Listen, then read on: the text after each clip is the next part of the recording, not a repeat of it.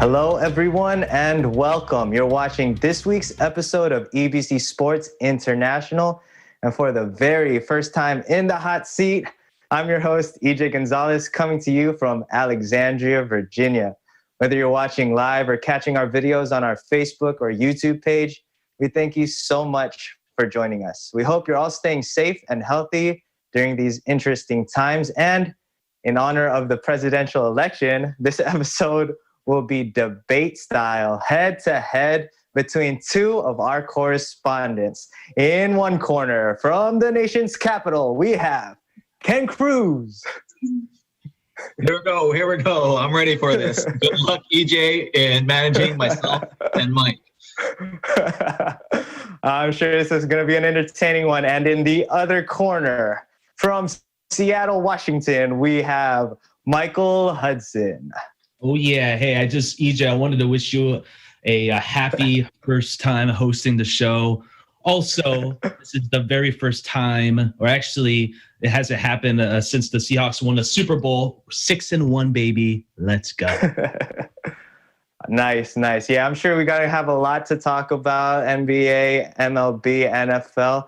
But either way, man, guys, it's great to be here with you two. And before we get started, I just want to remind our viewers that we are by no means experts, but rather a good group of friends giving our opinions on topics surrounding our love of sports. Before we get into any discussions, let's get you caught up on some news around the sports world. First up, news from the boxing world. Mike, what's new? Thank you, EJ. So Canelo Alvarez was recently released by Golden Boy Promotions after numerous days of negotiations between the representatives. He is now a free agent, which means he's open to sign with any promotional team going forward. Many speculate that the relationship between Golden Boy and Canelo Alvarez's party were already pretty strained, especially after Alvarez held a lawsuit against Golden Boy for a breach of contract on an 11-fight, $365 million deal, which was signed back in 2018. The current contract that Alvarez was just released from was supposed to put Alvarez as one of the top money makers in boxing and also put him on a revolutionary scope in that he would be fighting for a new boxing streaming platform that would compete with the likes of pay-per-view and Showtime, etc. Oscar De La Hoya, who is the chairman of Golden Boy, stated that the two sides had come to an amicable solution. Alvarez is looking to return to the ring December 19th against IBF super middleweight champion Caleb Plant. So we will see what happens. Back to you, EJ. Thanks, Michael. So moving on to the NBA, we have the latest update on the official start date. Take it away, Ken. Yep. So it's official. The Players Union has agreed with the NBA execs for a December 22nd start date for this next 2020-2021 season, which means that that's only a little over 2 months since the last game of this previous season. Barely any rest for the Lakers or the Heat. However, so on December 1st, training camps will begin and will be held for 3 weeks with 3 to 4 preseason games. The season will be slightly shortened to 72 regular season games versus the regular 81, which includes 14 back-to-back games per team. The regular season will end mid-May, and the finals would end around July the 22nd, giving a little time to prepare for the Tokyo Summer Olympics should everything work out properly. I mean, anything can change, right, depending on how this pandemic works out. And obviously the original Tokyo Summer Olympics for 2020 this year has been postponed to next year. So that's how the schedule is. The way the NBA will handle playoffs is not yet concrete. But there are talks of having a play-in tournament style for the number 7 to number 10 seeds in both conferences. So we'll see how this plays out. But it's almost NBA season again, guys. I can't complain here. Back to you, EJ. Yep. I don't think any of us are going to be complaining with that. But yep, we'll definitely talk about that, touch on that a little bit later. But one last story of inspiration from the U.S. Capitol. At the beginning of this year, Ron Rivera signed a 5-year deal to be the new head coach of the Washington football team, but 7 months later, started feeling a lump in his neck for a couple weeks before getting it checked out. He was then diagnosed with an early stage of squamous cell carcinoma in a lymph node. Since it was found in an early stage, though, Rivera learned that the cancer had a high chance of being cured. And because of this, the doctors supported his decision to continue his coaching duties for Washington while receiving treatment. And momentum started moving towards positivity for Rivera and the team when Washington defeated their franchise rivals, the Dallas Cowboys, going into last week's bye week. And Ron Rivera received his final cancer treatment that following Monday. Rivera marched down the halls of the Inova Shar Cancer Institute in D.C. and rang their famous Bell of Hope. The cancer care team lined up the halls with pom-poms, confetti, and River Strong shirts as they cheered for Rivera and his display of courage on and off the field. Ron has been a symbol of strength for not only his players and Washington fans, but for everyone around the league, as many went onto Twitter rooting for Rivera after receiving his final treatment. Washington now goes into this week well-rested to face the Giants in a divisional game to better their chance to come out on top of the NFC East. And now you guys are caught up on some sports news from around the world, but don't go anywhere. We're going to take a quick break before we dive into some good discussions with our panel. This is EBC Sports International.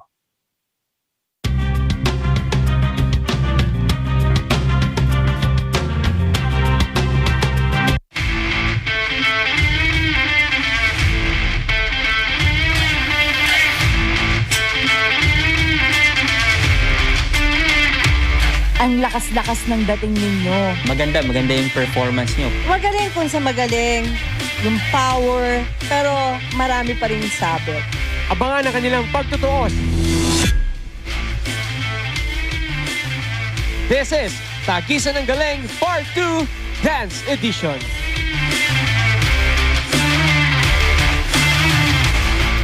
Hey there, Arnie Aquino here at Hatley Castle, one of the filming locations for the XMen series. Don't forget to tune in to Digital Nest only on Net25.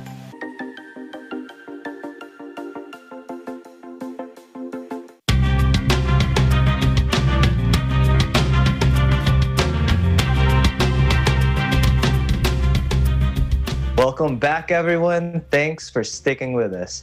Let's start our discussion with the MLB. Congrats again to the Los Angeles Dodgers for getting that elusive World Series championship that has been haunting them for years.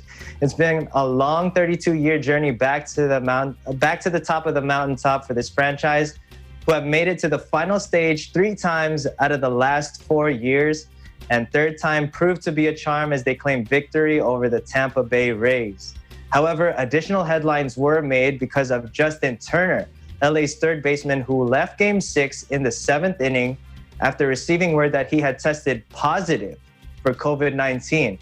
Despite this, Turner made his way back to the field to celebrate with his teammates and was seen posing for photos and embracing teammates, at times without a mask. And right now, the MLB is nearing a decision on disciplinary actions on Turner's return to the field.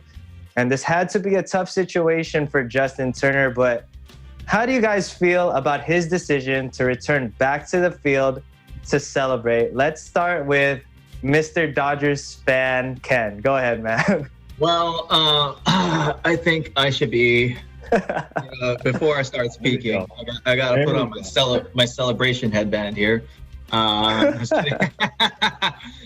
my victory headband. But first and foremost, congratulations to my team. It's been a long time coming, right? So they made the World Series 3 out of the last 4 years.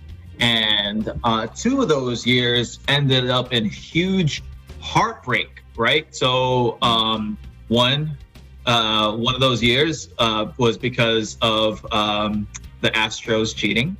And the second year was the Red Sox also cheating with Cora, who we'll talk about a little later, but sneak peek, I'm not happy. But they finally did it, right? They made it. This team has worked so hard, had so much heartbreak, and finally they get it. They get the thing that they've been working their entire lives for, right? And so, and yes, it's a shortened season. Yes, it was a bubble playoffs, but at the end of the day, this is a great win. And going back to what your question is, like, was Justin Turner's decision, was it justified? Of course not, right? I mean, at the end of the day, like, there are protocols that you have to. This is a pandemic that we're in. At the end of the day, like, a pandemic, coronavirus doesn't care who you are, what team you play for. It will attack anyone, and he tested positive for it. However, in his defense, right? So, like, one, it wasn't right. But in his defense, the guy is 35 years old, right? And I'm guessing to get to this level, he has had to have played since the age of maybe 5 years old. So the guy's been playing baseball for 30 years. So think about this.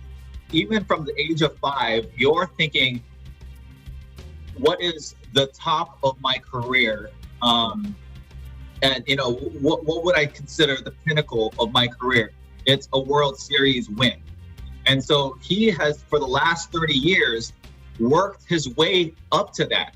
And so for him to work his way up to that, perform very well as in the Dodgers uniform, and then finally get it, and then be told, hey, you can't celebrate with your team, which you sacrificed, your blood, sweat, and tears for.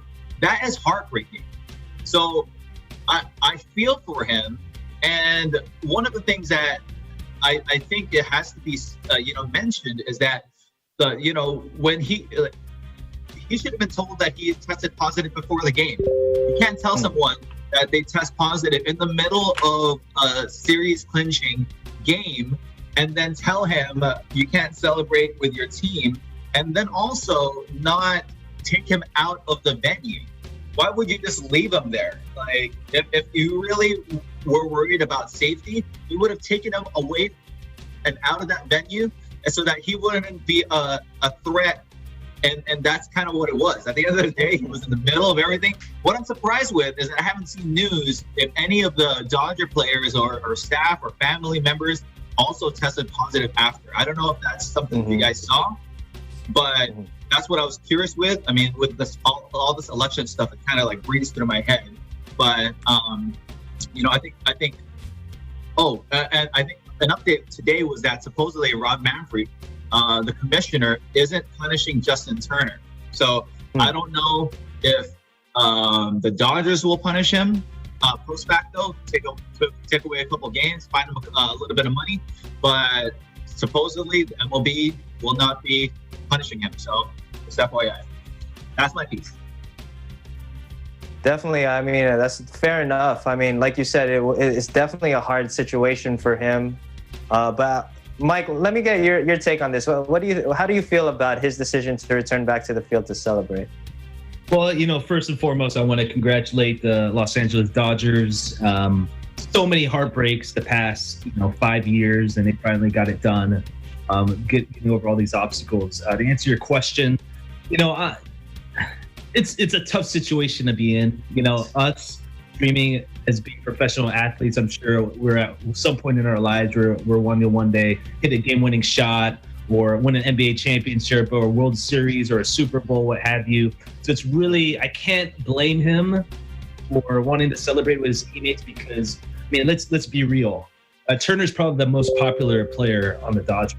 He's the most beloved one on the team. So, I can't blame him for wanting to celebrate with his teammates. But at the same time, obviously, you have to look at the bigger picture. I can't imagine what the contact tracing is going to reveal. I know the incubation periods get usually 1 to 2 weeks. So we should probably be hearing maybe early next week to see if anybody else is affected.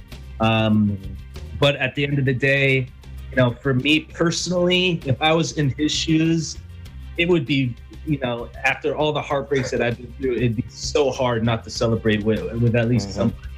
But I think he should be penalized for it. He should be some type of punishment, whether it be a hefty fine. Because at the end of the day, you have to see how this is going to look like in the public eye. I mean, baseball faces so much scrutiny already with steroids, with substance abuse, things of that nature. So I think they have to make an example out of this, just to basically show that, hey, it's our bad. We need to take this more seriously and hope that something like this doesn't happen. Right. Yeah. Definitely. I definitely agree with what you guys were saying. I mean, when they were presenting the trophy, the commissioner went out and said, "Yeah, we're getting him out. We're getting him isolated. That's the protocol that we had to do." And then wake up the next morning, we see this guy, celebrating. But I definitely agree. I mean, if I were in his shoes, just winning the World Series, especially after being there 3 times out of the last 4 years, and you finally get it.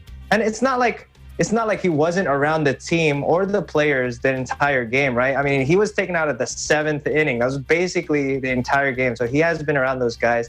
The only thing I didn't like was when he took a picture at the end. He was, I think, next to one of their general managers.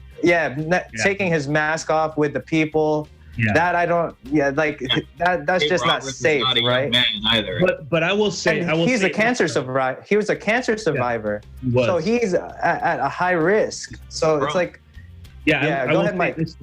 If there are false negatives out there, there could be false positives out there. I know plenty of people that have had positive tests that were false positives. So I'm hoping that was the case because they learned so late. Right. And it's just like what could he have done, right? Because I feel like all these guys were in a quote unquote bubble, and so I didn't see any follow up stories of like where he was. Because I mean, they had a break from Sunday to Tuesday, so he might have went somewhere on Monday, or he might have been like a little later, earlier than that. But I feel like they have all these back to back games, so there's only so much that you could do during a World Series. And you're only exposed to so many people. And the fact that it was just him that tested positive might be, like, to Mike's point, a false positive. Yeah, well, we definitely would hope that would be the case. But they were reporting that they tested it twice and it came back positive twice. Fair enough. But I mean, either way, I mean, it's a difficult situation to be in. But, at the end of the day, if I knew I was positive, I knew I had the chance of spreading that to other people and mid-game. Right, but like, right. But at the end of the game, when he's interacting with everybody, right. I mean, if someone catches it and they get affected by it, that's on my conscience. At the end of the day, like that's gonna eat me up.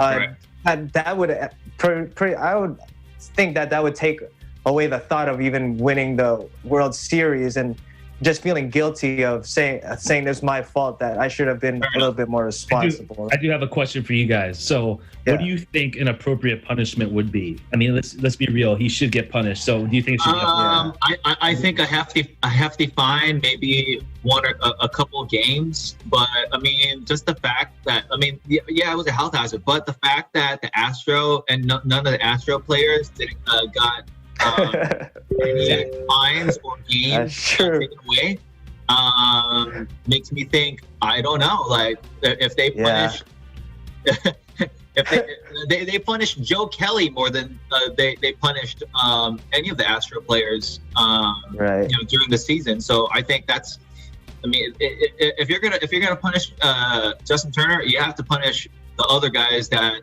like cheated for their World Series. Way more, including Mr. Cora. I agree. I mean, I guess the MLB is just infamous for, like what it happened already, we can't do anything about it type attitude, So let's move from the Dodgers and let's get your takes on some of the most recent MLB news. Again, like Ken was hinting towards earlier, Alex Cora, formerly of the Houston Astros, was signed by the Boston Red Sox. What do you guys think of this news? Let's go ahead, start with you, Ken. So it's a re-signing, right? I believe he has a World Series with the Boston Red Sox already. And the thing with Alex Cora with Boston is that the players love him, the fans love him. You know, he's a great player, coach, manager. What I have a problem with is that they did this on purpose during the heat of this national/international U.S. election so that it could be swept under the rug. And that's what really, really irks me is that the timing of this is so strategic by Rob Manfred that it's just so questionable. And it makes me really, really angry as a Dodger fan, as a baseball fan, to know that this guy's back so soon. And he was the one that supposedly got the brunt of the punishment. But if you're only going to be taken away from the season, from baseball only for like 1 year, I don't think that's enough for robbing the Dodgers of 2 World Series titles. That's my opinion. Fair enough. What about you, Mike? What do you think? Oh, I think it's absolutely shameful, very shameful. I think that stealing the signals and the signs is probably one of the biggest travesties, if not ever, in MLB history. To say that none of the players even got 1 game suspension or even $1 fine is an absolute joke. And that's why me personally just stopped watching the game altogether, just because there's so many scandals that continue to go on. I was just turned off as a fan. But yeah, I mean, I agree with Ken. I mean, it's just one of those things where, a 1-year suspension for that magnitude of a offense is not nearly enough. And it's one of those things where he should at least, it should be personally, I think it should have been like a forever ban. I mean, Pete Rose style. Mm-hmm. That's what I'm saying. Like, as significant is what he did. It's equal. It's 2 World Series, man. Like, his name is linked to 2 World Series, both with the Houston Astros and the Boston Red Sox. So I feel that, like, you unfairly put your team in an advantage to get those championships. You should be banned from the game, quote unquote, in the words of Adam Silver, for life. I agree. Fair enough. Well, I mean, hey, man, I think we've been talking really heated about baseball. Who would have thought, right? But before we go into the next topics, let's go ahead and take a quick break. But don't go anywhere, because when we get back, we'll give our thoughts on some hot NBA takes. You guys are watching EBC Sports International.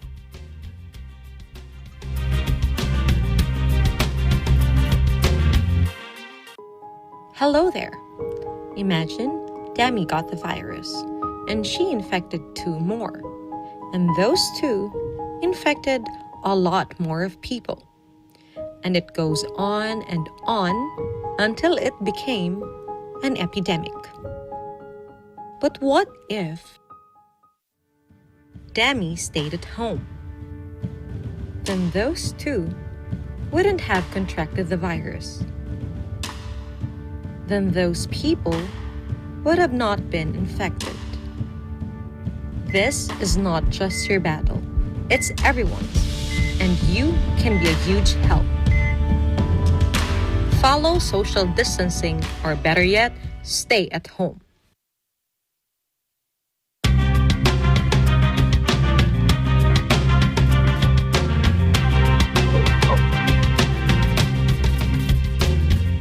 Thanks everyone for sticking around. We had a hot debate in the MLB, but now let's take a turn to basketball. The champions of the NBA were crowned just a few weeks ago, and as mentioned earlier, the NBA season has confirmed the start date of December 22nd. That would mean a quick 10-week offseason for the Heat and the Lakers, who played in the finals. Danny Green of the LA Lakers actually recently said in an interview that he wouldn't be surprised if some vets on his team, mainly LeBron, or around the league, won't be suited up for the entire first month at the NBA. LeBron actually went out and he said he's cherry picking for the first few months. So with that being said, I want to hear you guys' opinion on which teams takes a hit or benefits most with this shortened off season. Mike, let's go ahead and start with you, bro. Oh, I love it. I love news like this. NBA season's about to start. Best time of the year, baby. So for me, obviously, Lakers take the biggest hit. They're one of the oldest teams, oldest legs, just came off a championship. Plus, they have a target on their backs. But I love how LeBron is kind of like setting up the expectation that they may fail. You know, just in case they do fail, you can just be like, you can give sprinkle that little excuse in there if they don't win. But yeah, Lakers by far. And I would say the team that benefits the most is the Golden State Warriors.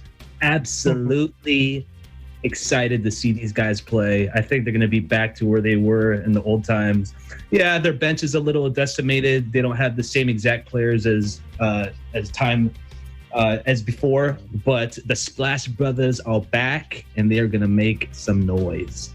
Definitely. Yeah, I'm excited to watch those guys back. And remember, they got one of the highest picks in this draft. So it's going to be interesting to see what they end up doing with it, whether they keep it, draft someone they think that will help them, or end up trading that. But how about you, Ken? Who do you think is going to benefit most or have a disadvantage with this shortened off season? Yeah, well, obviously it's going to be the teams that played in the bubble, right? So that's 22 teams that played in the bubble. I mean, mainly the last two, Miami and LA, are going to struggle. But there are 8 teams, ones that didn't make the playoffs, including the Warriors, Timberwolves, Bulls, Knicks. Those guys have been off since March. So that's like almost a 10-month layoff. Yeah, that's more than an entire season. So if these guys don't come in with fresh legs, I'm going to be highly, highly disappointed.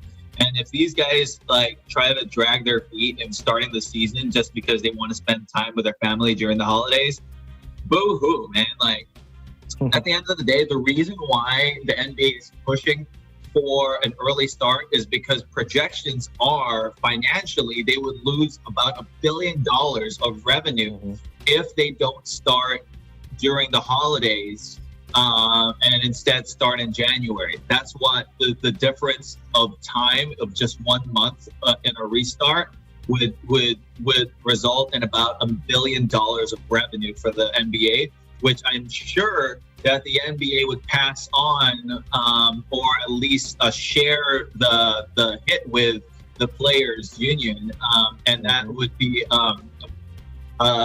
in the paycheck in the pockets of the players, and probably those guys were like, hold up a second, let's rethink this, let's start a little earlier. And so I think that's where the concern is that the biggest concern is that like probably in the next there's going to be so much stuff going on right now, right? So once they ratify that the start of the season will indeed be December the 22nd, we're going to have a draft, we're going to have free agency starting, and then we're going to have training camps right away. So right. So these free agents will just be signing left and right, and then they'll be traveling to their new team, and then from then on you're going to have the start of the season like right away, and it's going to be like a couple of weeks that you get to play, be in a new uniform with a new team. So I'm sure that the first few weeks of this season are going to be the roughest that we've seen in a while. It'll be like a summer league of this hodgepodge bench players, because I know for a fact, especially the Lakers, with as Mike said, with the Lakers being such a veteran team, they're going to take a lot of time off to get the ball rolling. You especially as I announced earlier, there's 14 back-to-back games. I'm almost positive that LeBron is going to play only in the front or the back side of those back-to-backs. Right. So that's 14 games that you're probably going to cross off of LeBron's calendar. And then my guess is that, especially within the first month and a half, that he's probably going to play 1 or 2 holiday games and then just like sit out the rest. But one thing I wanted to discuss and bring up, my biggest concern is what are they going to, like, yes, there's going to be 25% less travel, but with no bubble and the pandemic still at the heat of everything, what's going to happen? Are they like, they're already strapped on time. Are they going to have double days, just like like how baseball is, where they play 2 games in one if one game is pushed? That'll cause potentially higher percentage of injury. But if a facility is full of COVID positive players or staff, then you'll have to shut down and then cancel games. I mean, the fact that there's no quote unquote bubble or small bubble, that's where my concern is. Is at the end of the day, these guys are going to go home. These guys are going to go to eat in different places, just be in front of everyone. And then how about the fans? Are we going to be able to watch the games as EBC correspondents? Are we going to be able to cover the games? I mean, there's a lot of questions, but at the end of the day, I think all 3 of us can agree basketball's back, and we're all very happy. Yeah, exactly. Basketball's back. So, yeah, I don't want to think about any games getting canceled. I mean, that is the reality, though. I mean, even here in Virginia, man, we reached a new peak of cases since the beginning of the pandemic. So this thing hasn't gone away, and it's crazy. But I think the ones who really have a disadvantage are only the Lakers and the Heat. Everyone else, fair game. I don't think anybody else is going to be thinking about resting, especially the teams that you mentioned that, been off for basically 10 months, or those who did play in the bubble and didn't even make it to the playoffs, like the Suns, who are red hot. They're going to have a good advantage starting early. And I can't go on without speaking about the Wizards, who John Wall is looking 100%. Man, this guy...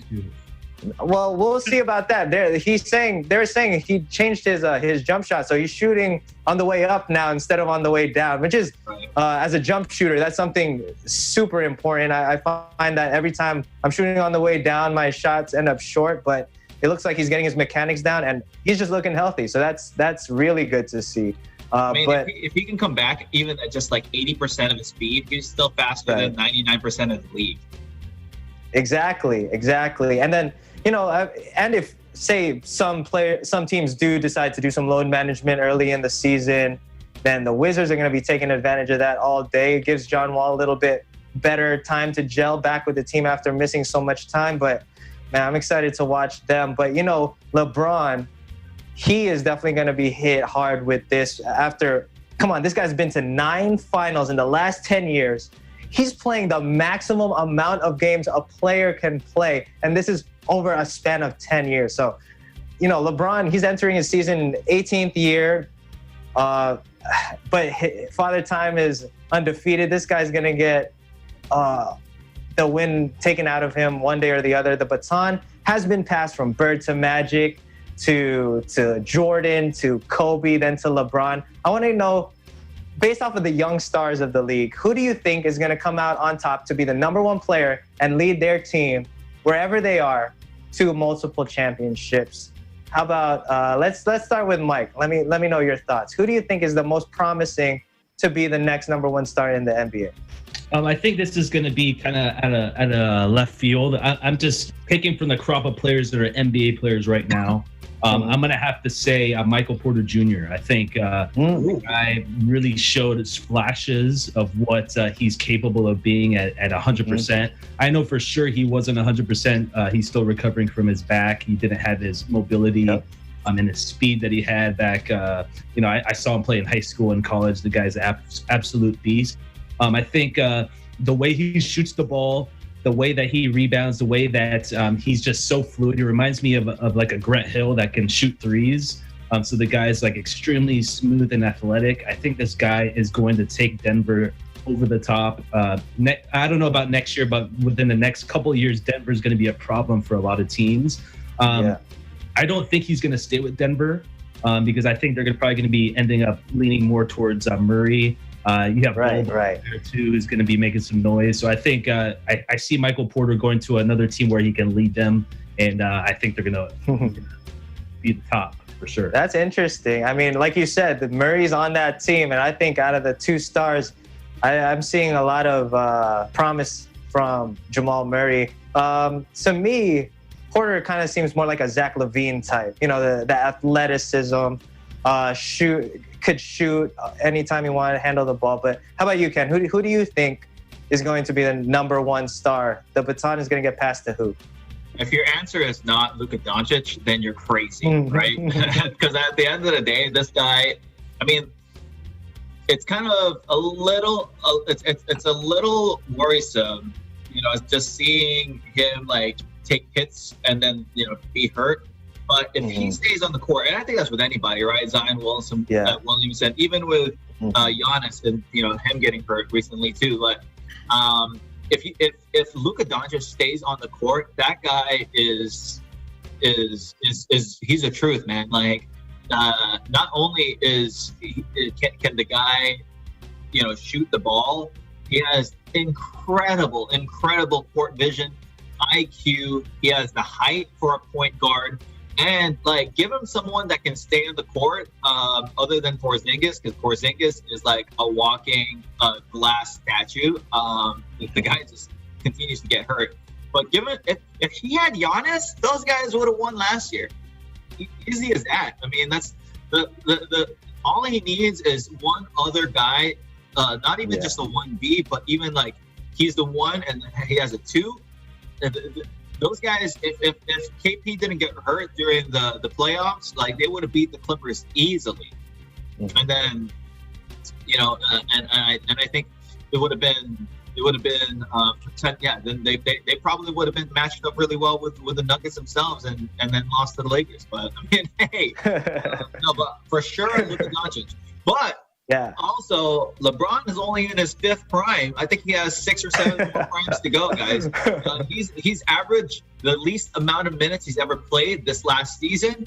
And yes, the season, he only gets an 11-week break, but he also had like a 3-4 month break with the pandemic. So I think, you know, especially with how I think his games are going to go, I think he still has another 2, maybe 3 years of being, if not the best, one of the best players in the league, which is crazy to me.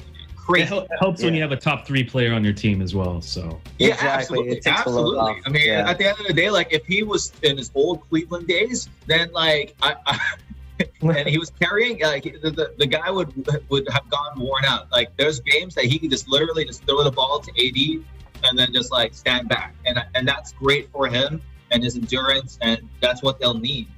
Hopefully AD resigns, please.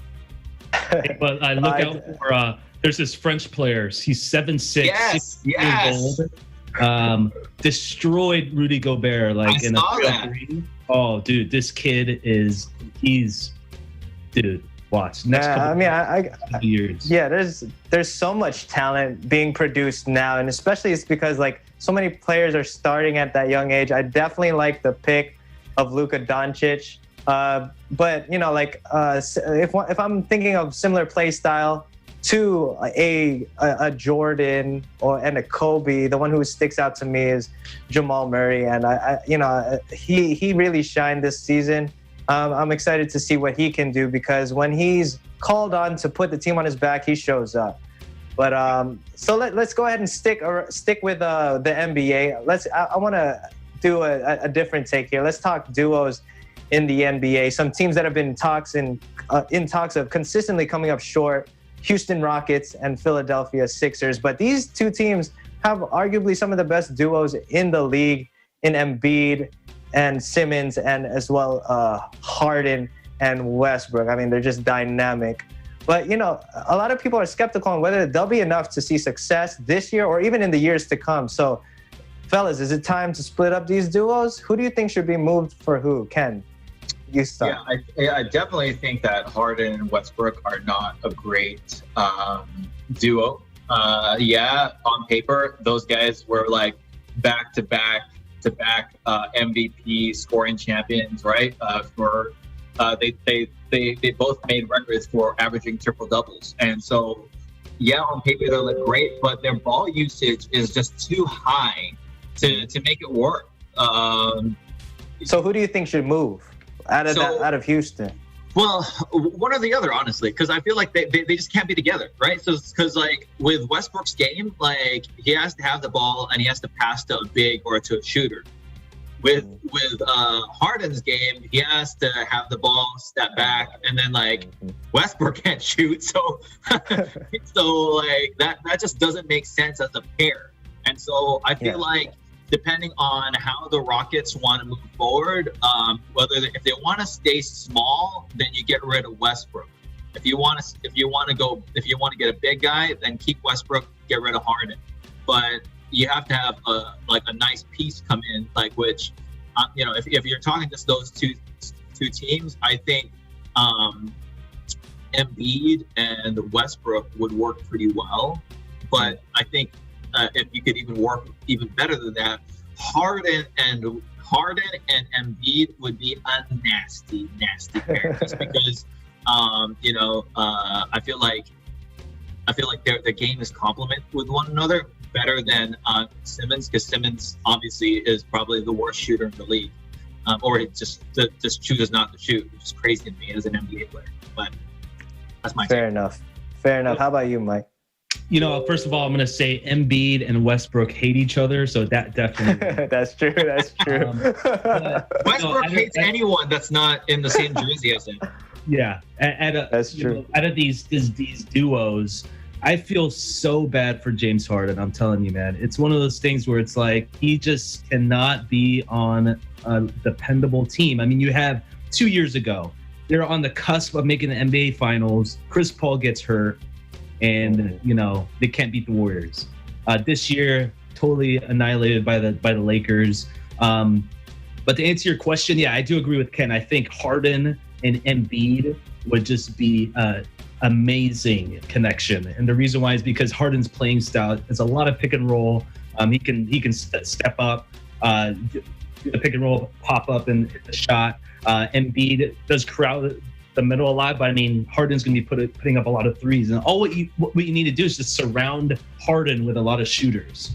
So I think if he somehow went to Philadelphia with Doc Rivers as the coach, it would definitely be on an East Coast team Right, exactly. That's what I was thinking. Yeah. That's what I was thinking. It would depend on where Harden moves. Like, I don't think Harden stays in Houston and you move somebody there. I think Harden's the one who needs to get out of there. But get Simmons out of there. Get him out of there. Well, he needs to stay healthy. My question for you guys is, who would pair up best with Ben Simmons? There has to be someone that complements him. Because Simmons and Westbrook would be the worst combo. Simmons and Westbrook. You need to surround him with shooters as well, because he's good at getting people open shots. But he needs to lock himself in a basement of a basketball court and just put up 10,000 shots a day. It's getting ridiculous that this guy cannot shoot threes. Embarrassing. Yeah. And your free throw percentage goes down every single year. I mean, how do you forget to shoot free throws? It's like the most fundamental thing, right? But I agree. I mean, real good stuff, man. All this talk of basketball is getting me hyped for the season for sure. But before we get into any more topics, let's go ahead and take a quick break. But guys, stay with us. You guys are watching EBC Sports International.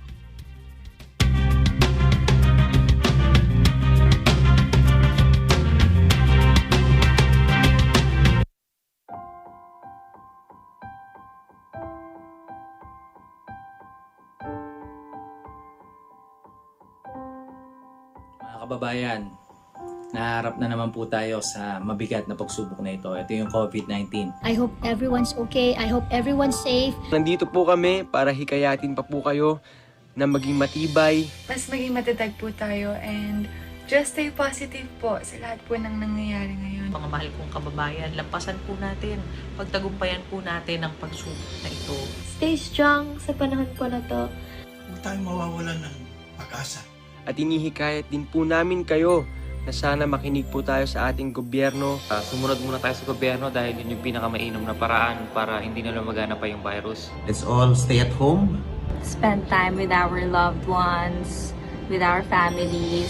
At higit po sa lahat, make sure to pray for everyone, pray for everything that is going on right now, especially our frontliners po who are sacrificing their lives to take care of everything. Higit sa lahat, patuloy tayong lumapit, magtiwala at manalangin sa ating Panginoong Diyos. Lagi tayong manalangin dahil yung po ang may pinaka-mainam na solusyon sa lahat po ng mga problema natin. God bless you and your family.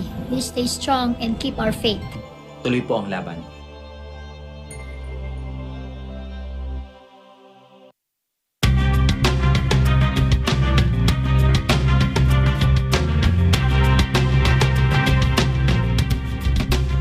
Hey guys, welcome back to EBC Sports International. Again, I'm your host, EJ Gonzalez. Thanks again for sticking around. So now let's recap a little bit of last night's NFL game. The Packers, they were able to handle business against the decimated roster of the Niners. San Francisco has been dealing with injury all season, and Green Bay wins despite failing to add somebody or add help for Rodgers before the trade deadline.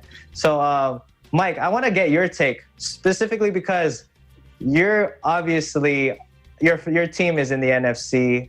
I want to talk about your thoughts about last night's game because obviously Packers are also one of the front runners. What's your takeaway? Do you think that the win was because of Rodgers' dominance, or was it more because of the injuries of San Francisco? You know, EJ, I'm going to take the politically correct answer here and say 50-50. And the reason why is you have $80.4 million of cap space not on the field. Imagine that, $80.4 million, all right? And you have so many injuries, so many decimated players. Their heart is totally ripped out of them. No passion at all, as we saw last night. They're on their fourth string running back. Just like the Seattle Seahawks, by the way. Jimmy G's out, Kittle's out, and then, but I mean, at the end of the day, Green Bay went in, did what they were supposed to do. They didn't relax. They didn't feel sorry for them. Aaron Rodgers was Aaron Rodgers. Devontae Adams was Devontae Adams. And to be honest, this is the team that scares me the most, being a Seahawks fan. Packers. Yeah, I agree. I mean, like we said, they're definitely one of the front runners in the league. So with that, let's get your takes on both of you guys. I mean, the Packers are one of the leaders in the NFC East. Seattle, Tampa, you know, they've been talked about all season as front runners. I guess we know Mike's answer. Well, Ken, how about you? Do you think, are you gonna go with his Seahawks over here? No. The Rams are disqualified. Even if they were front runners, I cannot give any respect to Lime Green Nation. Sorry, that colorway is just atrocious. It will not harbor any respect for me. But in all seriousness, it's tough, right? With division rivals for the Rams, against the Seahawks and the Niners. The Niners, they're like from their success last year to what happened with with such a decimated team this year. It's very, very sad to see. Just because, you know, that one season turnaround and then everything changing for them. I mean, as a Rams fan, like, you want to beat that team, and we lost to them. But I feel like we're above them in the standings by one game. Hello. You know, it went from a potential 4 teams in the NFC West going to the playoffs to now just 3 teams, including the Rams. So Rams, Cardinals, and Seahawks, I think all could potentially make the playoffs, especially with the expanded playoffs happening. So as far as who my pick is,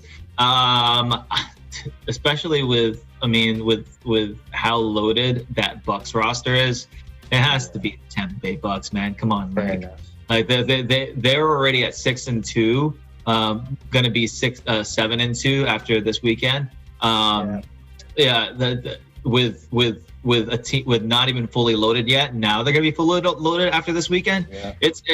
And they're still have their feelers out. They haven't got used to each other. There was no preseason, remember? So this is one of those things that as they continue to get into the system as Tom Brady starts to learn his players and his receivers and this new system more and more. I feel like it's just bad news for everyone, not in just the NFC, but for the entire league. Got it. I changed my pick, guys. I changed my pick for NFC. It's going to be the Dallas Cowboys. Just kidding. Funny. Not if not if Washington has anything. Decimated team. Yeah. Really bad. Wow. Definitely. Well, Ken, you segued into our next topic, which was our prediction against Saints and Bucks.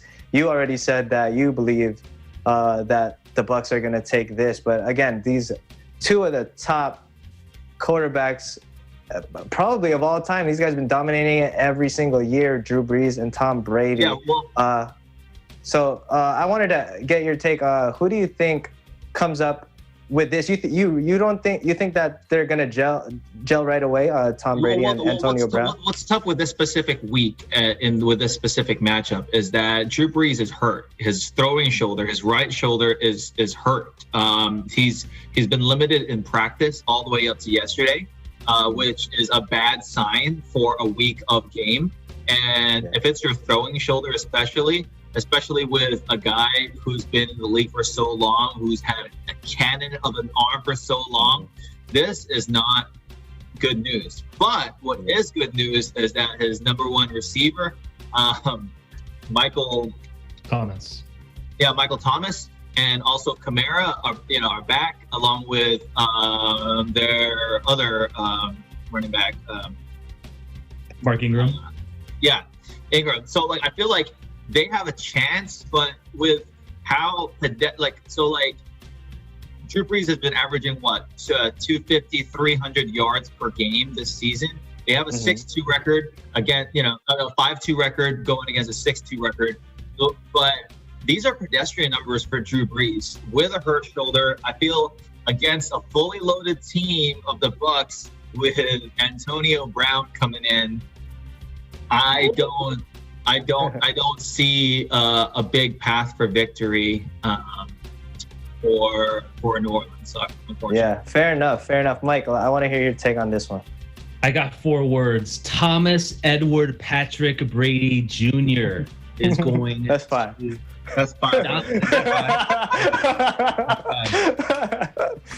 He is going to obliterate everyone. He's going to get revenge from the very first game of the season. Remember that pick six that he threw? It's already eliminated from his mind. So he's going to walk in there. He's going to utilize all the weapons that he has. Antonio Brown, Gronkowski. You have Scotty Miller. You have Chris Godwin. You have Mike Evans. You have all these guys that he's just going to throw to. So, I mean, I do feel bad for the Saints. Drew Brees is definitely up there on my list as one of the best all time, but you can tell, like what Ken was saying, pedestrian-like numbers. I think the age is definitely catching up to him.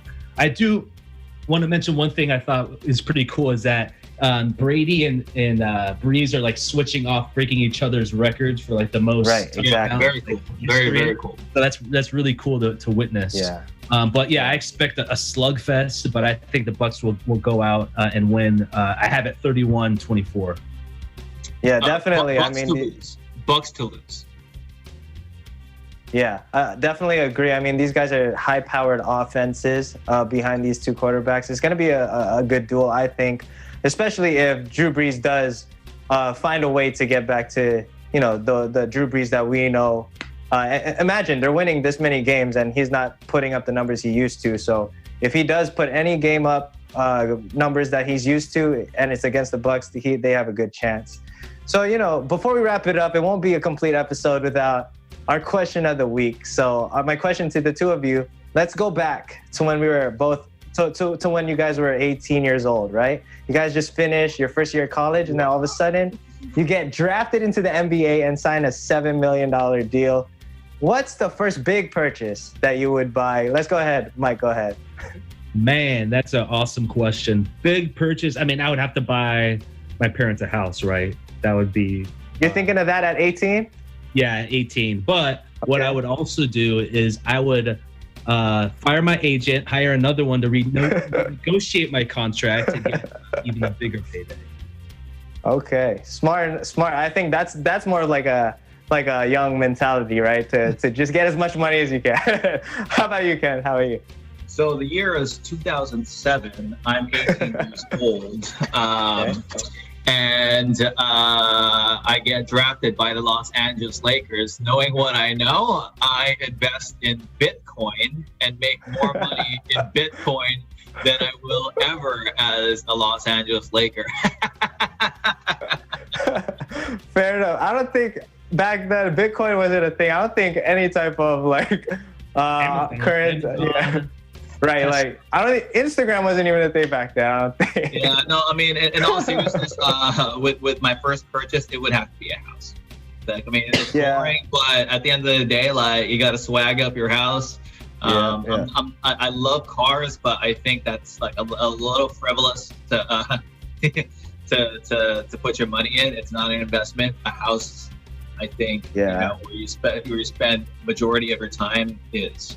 Agree. I mean, a lot of rookies in the NBA, they end up renting though. Like they're not thinking about investments. They're just thinking about how to look cool on Instagram nowadays. You know what I'm saying? So anything that's a big flex, a car, maybe some really expensive clothes.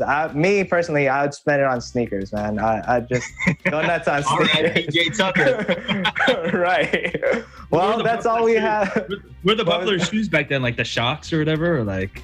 Back when we were when I was 18, it was LeBron's South Beaches, so that was like one of the bigger items back then. But that's all the time we have this week. That's all the time we have for this week's edition of EBC Sports International. On behalf of everyone on our panel, thank you so much for joining us, and be sure to tune in again next week. Make sure to visit our websites at eaglenews.net and eaglenewslive.com. Like us on Facebook and follow us on Twitter at EagleNewsPH to join the conversation. This is my first time in the hot seat from Alexandria, Virginia. I'm EJ Gonzalez. This is EBC Sports International. We live in interesting times.